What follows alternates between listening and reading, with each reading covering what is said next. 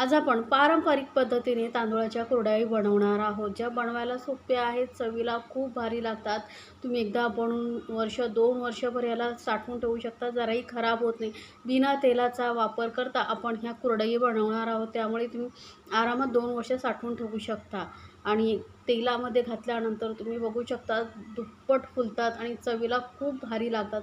तर एकदा नक्की बनवून पहा या तांदूळाच्या कुरडई। आधीही मी तुमच्यासोबत गव्हाच्या कुरडईंची रेसिपी शेअर केलेली आहे, त्याची लिंक मी डिस्क्रिप्शन बॉक्समध्ये देते, जिथे जाऊन तुम्ही पाहू शकता।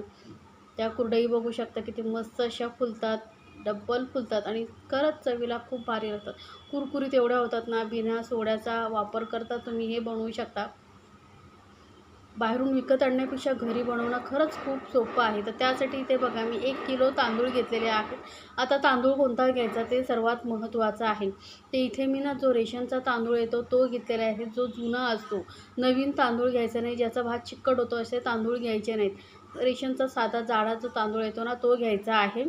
त्याने कुरडई मस्त होतात, छान फुलतात, एकदम परफेक्ट अशा तुमच्या कुरडई तयार होतात। आता हे तांदूळ मी स्वच्छ 2-3 वेळा धुवून, जोपर्यंत हे स्वच्छ पाणी येत नाही तोपर्यंत धुवायचं आणि याला भिजत ठेवायचं आहे। 3 दिवस आपल्याला हे भिजत ठेवायचे। म्हणजे जसं आज सोमवारी मी भिजत घातलेलं आहे, तर सोमवार, मंगळवार, बुधवारी आपण हे तांदूळ रोज सकाळ संध्याकाळ यामधलं पाणी बदली करायचं आहे। लक्षात ठेवा, स्वच्छ धुवायचे आणि दुसरं पाणी घालून परत याला झाकून ठेवायचं। असं आपल्याला 3 दिवस करायचं आहे।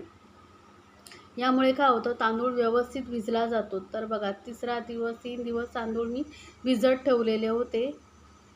तांदूळ मस्त भिजले गेलेले आहेत। आता काय 3रा दिवस म्हणजे आज बुधवारचा संध्याकाळ आहे, त्यामुळे आज आपण हे तांदूळ वाटून घेणार आहोत। तर तांदूळामधलं जे सर्व पाणी आहे आपल्याला काढून टाकायचं, ते पाणी वापरायचं नाही आहे, लक्षात ठेवा। स्वच्छ पाणी पूर्ण काढून टाकायचं आहे। त्यानंतर आपण हे तांदूळ मिक्सरमधून बारीक वाटून घ्यायचे आहेत। आता थोडे थोडे तांदूळ घालून आपण हे मिक्सरमधून एकदम बारीक वाटायचं आहे बघा। जास्त एका वेळी जास्त घ्यायचे नाही। तर थोडे थोडे तांदूळ घेऊन यामध्ये दुसरं पाणी घालायचं आणि बारीक एकदम वाटायचं। शक्य होईल तेवढं बारीक वाटायचं आहे आपल्याला, लक्षात ठेवा। जेवढं बारीक जमेल तेवढं तुम्हाला बारीक वाटून घ्यायचं आहे। तर आता काय करायचं, हे बारीक वाटलेलं आहे, पण काय होतं कधी-कधी यामध्ये ना बारीक तांदळाचे कण वगैरे राहतात, तर तसं नको आहे। तर आपल्याला काय करायचं, हे गाळणीने जी रव्याची वगैरे बारीक गाळणी असते ना, त्याने गाळून घ्यायचं आहे किंवा तुम्ही कपडा बांधूनही गाळून घेऊ शकता। त्यामुळे कुठलाही कण वगैरे राहण्याची शक्यता नसते। तर ही स्टेप करणं खूप गरजेचं आहे, लक्षात ठेवा। गाळून घेणं किंवा जसं चाळणीने नसेल करायचं तर कपडा लावूनही तुम्ही गाळू शकता, पण गाळून नक्की घ्यायचं आहे। पटकन काम होतं, जास्त वेळ लागत नाही गाळायला। त्यामुळे आपल्याला जर रिझल्ट चांगला मिळत असेल तर आपल्याला गाळायला काहीच प्रॉब्लेम नाही। तर हे बघा गाळून घेतलेलं आहे। आता याच पद्धतीने मी बाकीचे सर्व जे तांदूळ आहेत पटापट असेच वाटून घेते, गाळून घेते, म्हणजे आपलं काम सोपं पडेल। तर हे आपण या पद्धतीने जे आहे सर्व तांदूळ मी बारीक वाटून गाळून घेते। बघू शकता जास्त वेळ लागत नाही, तांदूळ भिजलेला असतो ना, त्यामुळे पटकन वाटला जातो। तर हा असाच तांदूळ मी सर्व वाटून घेतलेला आहे। आता यामध्ये पाण्याचं असं काही नाही की कमी झालं, जास्त झालं काहीही प्रॉब्लेम नाही, कारण चीक खाली बसतो आणि पाणी वरती राहतं, ते आपल्याला काढूनच टाकायचं आहे। यामध्ये पाण्याचं प्रमाण भरपूर झालेलं आहे, काही प्रॉब्लेम नाही आहे, कारण वाटण्यासाठी आपल्याला पाणी घालावंच लागतं। आता बघा पुरा 1 दिवस ठेवल्यानंतर पूर्ण रात्रभर मी याला झाकून ठेवलं होतं आणि यातलं आता वरचं अलगद पाणी आपल्याला काढून टाकायचं आहे। जास्त पाणी नाही आहे यामध्ये। जोपर्यंत चीक येत नाही तोपर्यंत आपल्याला हे पाणी काढायचं आणि जसा चीक यायला लागेल तसं थांबायचं आहे आणि चीक हा व्यवस्थित मिक्स करून घ्यायचा आहे। हा चीक ना जास्त खाली तांदळाचा बसत नाही। गव्हाचा जो चीक असतो ना तो तळाला एकदम घट्ट बसतो, त्यामुळे हे तांदळाच्या कुरडई करणं खरंच सोपं आहे। आता हे आपल्याला मापून घ्यायचं आहे, तर काय करणार, एखादं भांडं घ्यायचं मोठं, त्याने म्हणजे मापून घ्यायचं, म्हणजे आपल्याला पाण्याचं प्रमाण कळतं, पाण्याचं प्रमाण परफेक्ट लागतं। आता हे जेवढं आपल्याला चीक झालेलं आहे तेवढंच बघा, इथे मी पाणी घेतलेलं आहे। आता हे पाणी आपण एका मोठ्या भांड्यामध्ये काढून घेणार आहोत।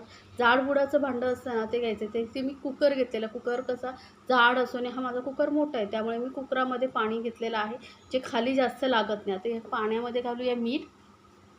तर इथे 2 चमचे मी घालते मीठ। मीठ वाळवण्याच्या पदार्थामध्ये जास्त घालायचं नाही.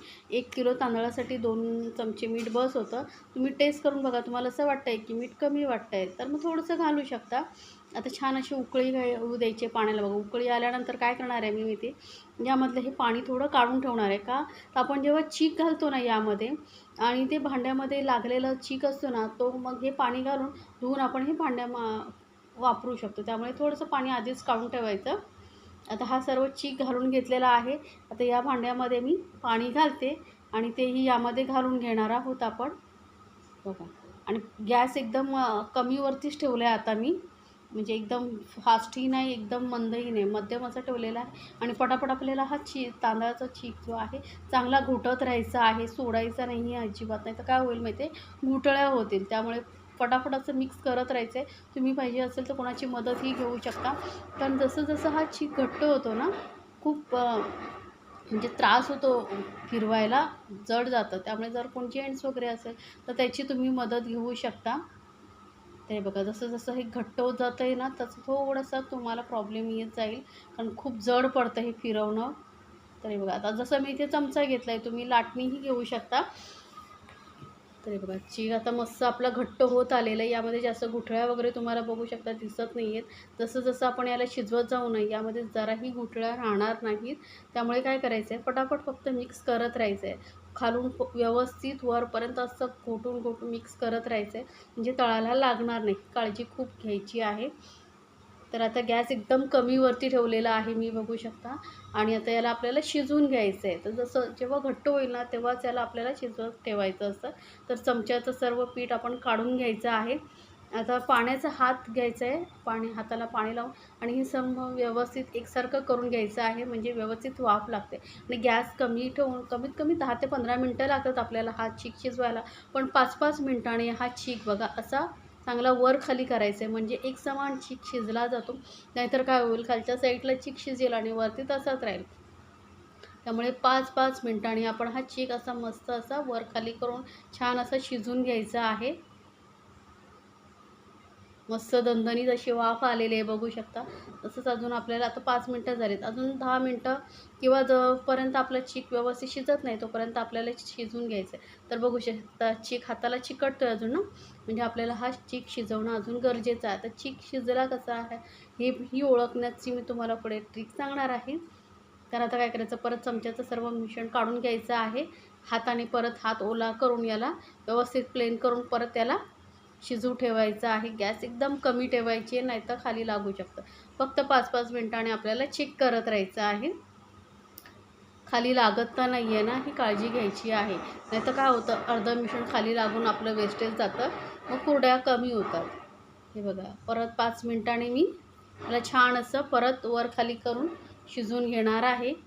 आता 10 मिनटं झालेली आहेत, आपल्याला 15 मिनटं तरी चीक शिजवू द्यायचा आहे. हे बघा असं अलगद सगळं खालून वरपर्यंत असं करत जायचं आहे, म्हणजे एकसमान आपला चीक शिजतो. परत हाताने थोडंसं चेक करून बघायचं आहे. मस्त असा आपला हा चीक आता शिजलेला आहे. आता गॅस करूया बंद आणि आपल्याला काय करायचं, गरम गरम चीक आहे ना तोपर्यंतच याला आपल्याला कुरडया पाडून घ्यायच्या. तर चकलीचा साचा इथे घेतलेला आहे, त्याला छोट्या वड्या जी असते ना शेवयांची प्लेट ती लावून घेतलेली. जास्त मोठीवाली असते ना ती नाही लावायची, नाही तर कुरडया खूप तळल्यानंतर ही जाड वाटतात. त्यामुळे जी एकदम बारीक असते ना ती वापरली ना तर कुरडया दिसायलाही सुंदर दिसतात आणि तळल्यानंतरही छान अशा फुलतात. दाबून दाबून यामध्ये हे पीठ भरायचे, गरम गरम असतानाच करायला सुरुवात करायची. काय होतं माहिती आहे, चीक जसा थंड होईल ना मग तुम्हाला कुरडया पाडायला खूप त्रास होईल, घट्टपणा येईल आणि व्यवस्थित कुरडया होणार नाहीत. आता इथे चटईवरती मी एक प्लास्टिक अंथरलेलं आहे आणि प्लास्टिकवरती इथे आपण ह्या कुरडया काढून घेणार आहोत पटापट, किंवा तुम्ही कापडावरतीही कॉटनच्या काढू शकता. बघू शकता किती सोपं आहे, मस्त दिसतात, पटापट होतात आणि किती छान अशा पांढऱ्या शुभ्र आपल्या कुरडई झालेल्या आहेत. सुकल्यानंतरही मस्त अशा आपल्या कुरडया तळल्यानंतरही पांढऱ्या शुभ्रच होतात पटापट. आता तुम्हाला इथे कुरडया किती मोठ्या छोट्या साईज तुम्हाला आवडते त्याप्रमाणे बनवू शकता. तर इथे मी साधारण मध्यम अशा आकाराच्या ह्या कुरडया करून घेते आहे. बघू शकता जराही तार वगैरे तुटत नाही, कारण का जर व्यवस्थित चीक शिजला ना तर तुमच्या कुरडया परफेक्ट होतात. नाहीतर काय होतं माहिती आहे, सुकल्यानंतर त्या कुस्करतात. त्यामुळे चीक व्यवस्थित शिजवून घेणं गरजेचं आहे. 5-5 मिनिटांनी असं चेक करत तुम्हाला कमीत कमी 15 ते 20 मिनटं तुम्हाला हा चीक जो आहे शिजवून घ्यायचा आणि परफेक्ट अशा आपल्या कुरडया बघू शकता पाडल्या जात आहेत मस्त आणि खरंच चवीला खूप भारी लागतं. आणि जेव्हा आपण असे वाळवणाचे पदार्थ स्वतः घरी बनवतो ना, त्याचा आनंद काही औरच असतो. तर ह्या कुरडया बघा मी अशा मस्त सर्व करून घेतलेल्या आहेत. ह्याला आता उन्हामध्ये 2-3 दिवस छान असं वाळवून घ्यायचं आहे. तर आता अजून माझ्याकडे ऊन आलेलं नाही, त्यामुळे मी अजून पंख्यावरती वाळवणार आहे आणि जसं ऊन येईल त्या वेळीच उन्हामध्ये या छान अशा वाळवून घेणार आहेत. कारण ह्या कुरडया कशा लवकर उठून सकाळीच करायच्या असतात ना, त्यामुळे मी लवकर सुरुवात केलेली आहे आणि छान असं 2-3 दिवस याला मी उन्हामध्ये कडक अशा उन्हामध्ये वाळवून घेणार आहे. तर बघू शकता आपल्या कुरडया छान अशा वाळल्या गेलेल्या आहेत आणि मस्त दिसत आहेत. खरंच जेवढ्या व्यवस्थित वाळवाल तेवढ्याच त्या कुरडया तुमच्या जास्त दिवस टिकतात. त्यामुळे 2 ते 3 दिवस तुम्हाला हे उन्हामध्ये छान अशा वाळवून घ्यायच्याच असतात. आता ह्या कुरडया बघू शकता तेलामध्ये टाकतात कशा मस्त दुप्पट फुलतात आणि चवीलाही खूप भारी लागतात. एकदा नक्की बनवून पहा आणि मला सांगायचं आहे बरं का, ह्या तांदूळाच्या कुरडया तुम्हाला कशा वाटल्या? दुप्पट फुलणाऱ्या ह्या तांदूळाच्या कुरडई चवीला खरंच खूप भारी लागतात. पावसामध्ये आपण ह्या कुरडया खातो ना, मुलांना भूक लागली मध्ये संध्याकाळच्या वेळी तर पटकन तुम्ही तळून देऊ शकता. खरंच मुलंही आवडीने खातात, कारण चवीला खरंच खूप भारी लागतात. तर तांदूळाच्या कुरडई, गव्हाच्या कुरडई कशा बनवायच्या तेही मी तुमच्यासोबत शेअर केलेले आहे. साबुदाणा बटाटा चकली या सर्व रेसिपी आहेत त्या तुम्ही पाहू शकता. आणि रेसिपी आवडली तर चॅनलला लाईक्स, कमेंट्स आणि सबस्क्राईब करायला विसरायचं नाही आहे बरं का.